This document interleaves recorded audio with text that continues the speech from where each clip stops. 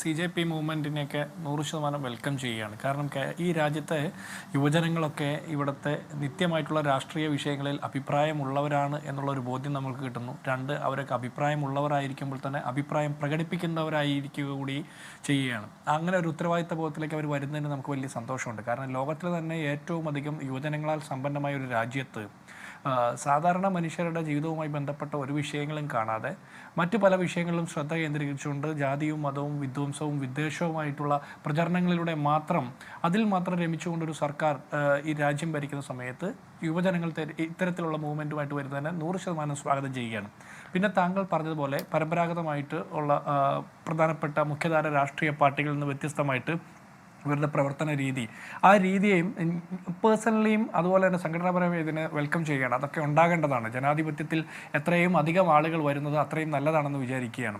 ആളുകളുടെ എണ്ണം കുറച്ച് വെച്ചുകൊണ്ട് ഏകാധിപത്യത്തിലേക്ക് പോകുന്നതിനേക്കാൾ നല്ലത് കൂടുതൽ ആളുകൾ അഭിപ്രായം രേഖപ്പെടുത്തി വരുന്നതാണ് കുറേ കൂടി നല്ല ജനാധിപത്യ സംവിധാനം എന്ന് വിചാരിക്കുക.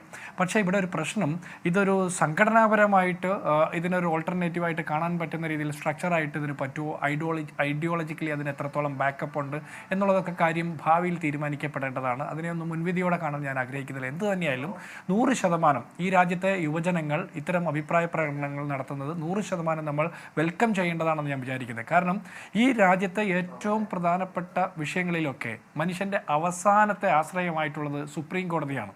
കാരണം സർക്കാരുകൾക്കും ലെജിസ്ലേച്ചറിനോ അല്ലെങ്കിൽ ഗവൺമെൻറ്റിനോ എക്സിക്യൂട്ടീവിനോ ഒക്കെ വീഴ്ച പറ്റിയാൽ, മാധ്യമങ്ങൾക്കൊക്കെ വീഴ്ച പറ്റിയാൽ നമ്മൾ ഭരണഘടനയെ മുറുകെ പിടിച്ചുകൊണ്ട് അവസാന ആശ്രയത്തിന് വേണ്ടി ചെല്ലുന്ന സുപ്രീം കോടതിയിലെ ചീഫ് ജസ്റ്റിസ് തന്നെ ഈ രാജ്യത്തെ ചെറുപ്പക്കാരെ ആക്ഷേപിക്കുന്ന ഒരു വാക്കുകൾ പ്രയോഗിച്ചാൽ അതിനെതിരെ പോരാടാൻ ശേഷിയുള്ളവരാണ്, അതിനെതിരെ പോരാടാൻ ഭൗതിക നിലവാരമുള്ളവരാണ് ഈ രാജ്യത്തെ ചെറുപ്പക്കാരെന്ന് തെളിയിക്കുന്ന മൂവ്മെൻറ്റാണ്. അതുകൊണ്ട് 100% അവരെ രാഷ്ട്രീയത്തിന് അതീതമായിട്ട് പിന്തുണയ്ക്കണമെന്ന്